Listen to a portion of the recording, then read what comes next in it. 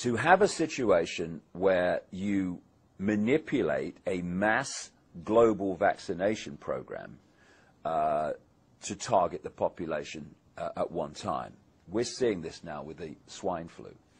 I was told in 1997 by a CIA scientist who asked to meet me to get lots of information out that he couldn't, that in 1997, in the secret projects and the underground bases, they had microchips that were so small they could be inserted into people through a hypodermic needle in vaccination programs, and that was the plan. All these years later, of course, we now have a name for this technology. We call it nanotechnology. And he was saying that the plan was to use vaccination programs to insert these microchips. Then you look at other examples of this. For instance, in 1969, there was a doctor called Dr. Richard Day, who was head at the time of Planned Parenthood, which of course is a eugenics organization, which used to have eugenics in its name. And he told doctors in Philadelphia, or Pittsburgh, I think, Pittsburgh, in 1969, a series of things that he said were going to happen in the years to come to transform society and bring in this control system. And when you look at what he said, compared with what's happening now, it's extraordinarily accurate. And some of the areas he covered were that they were going to create new viruses in laboratories that were resistant to drugs, that they were going to use that to cull the population, that they were going to use vaccinations to cull the population, and also that they were going to change the way that healthcare treated old people so that more and more old people died and didn't go long into life, because from their extraordinarily sick perspective, old people are useless to them.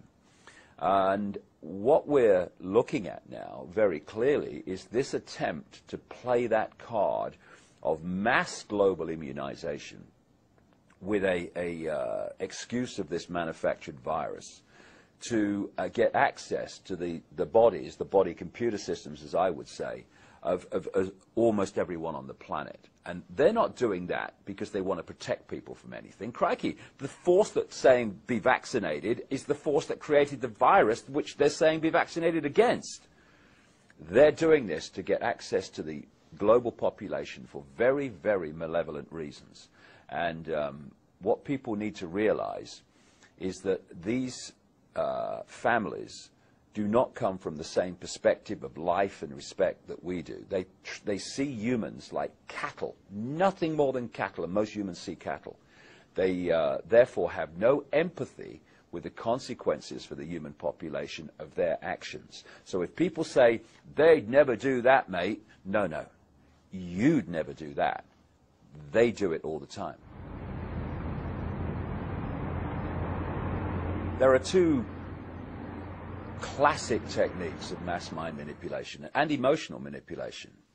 One of them I call problem, reaction, solution. The other one I call the totalitarian tiptoe. Problem, reaction, solution is devastating. It's been used for as long as you can chart back human history. And it goes like this. You want to change society or get people to accept something that in the normal course of events they wouldn't accept. So you don't say openly, this is what we're going to do and this is why we're going to do it. You play this technique, PRS, problem, reaction, solution. Stage one, you create a problem. It could be a manufactured virus in a laboratory. It could be an economic collapse. It could be a war. It could be a terrorist attack like 9/11. You then, through a pathetic, unquestioning media, which at ownership level and lower levels too you control, you get through the media, you tell the people the version of that problem that you want them to believe, i.e. swine flu broke out on a pig farm in Mexico. Yeah, flying pig farm. Thank you very much. That 9/11 was orchestrated by a guy with a beard in a cave in Afghanistan and all that stuff. You want a reaction at stage two from the public of outrage, of classically fear, and you want them to either say to the authorities, do something, or you want them to accept what the authorities suggest must be done. So you can go to stage 3, which is to offer the solutions to the problems you have covertly created. And with the swine flu, and whenever I say swine flu, I mean swine flu in quote marks, because it's not swine flu, it's a combination of flus created in a laboratory. The swine flu scam is classic problem reaction solution. You create the virus, you put it out there, you say, oh, there's a problem, we must have a solution, which is the vaccine. And of course, you then find that the patents for the vaccine were applied for before the virus was put out, and people started to get the consequences of it. It's quite obviously a blatant scam, and through the mainstream media that doesn't connect these dots, which are there to be connected to anyone with a brain cell on active duty, the vast majority of the public go along with it. But what's really encouraging at this point where I speak is the number of people who are saying no to this, and their backbones need to stay stiff when the pressure comes on more and more to accept it, to say no and keep saying no, because this vaccination program is a key fundamental brick, plank, whatever you want to call it, within this whole agenda. And if we can throw a spanner in the works of this and have vast numbers of people refuse the vaccine, it actually throws a spanner in the works of so much more that is due to come along afterwards. People have asked me over the years, you know, what's planned? And I've said, read 2 books, George Orwell's 1984 and Aldous Huxley's Brave New World. The latter was published in 1932, Orwell's book was in 1948. Because these two had access to the agenda through something called the Fabian Society, they weren't writing from imagination. They had an understanding of where this was supposed to go.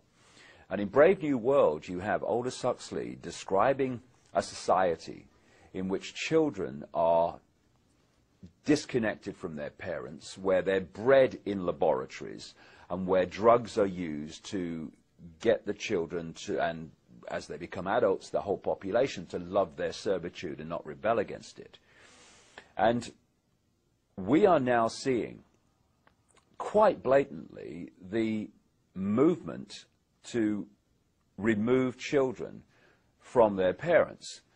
It's been done through what I call the totalitarian tiptoe, step by step by step by step, where more and more parental rights are taken by the state, more and more and more, and where the school becomes ever more powerful in the control it has over the children. And now we're moving into areas that we have, staggeringly extreme as they may seem, they're no longer rare. This is commonplace, where in Britain, and I know from the research I've done for the book I'm writing at the moment, it's happening in America and elsewhere, where the authorities are taking children away from their families for the most extraordinary reasons. I'll give you an example, and like I say, this is not rare. We had a case in Britain recently where these parents spent £38,000 on fertility treatment to have a child. When the child was born, soon after the child came home from the hospital, a social worker came round, and the mother just joked that giving birth had ruined her figure. On the basis of that, the child was taken away. And we're seeing extraordinary examples of the so-called justification for taking children and the state taking control of them. And what then happens, and happens in this case, is the social services say to them, okay, we're taking your child away, we're going to give it to foster parents of our choice. Now, you have a choice. You can either accept this, in which case you might see your children on, access time here and there, or you can challenge this decision, in which case you'll never see your children again. And the decisions are then made in secret family courts, which are not allowed to be reported by the media, where a single judge is making the decisions. And, you know, if you describe this society to people a few years ago, you'd say, you've got to be talking about China, mate, ain't you? No, this is America, this is Britain, this is Europe, this is the so-called civilized world that it's happening in. And it's not the end of it, it's just the latest step in the tiptoe towards total state control of children. And that's what they want. And we either put a line in the sand now or regret it not too far in the future.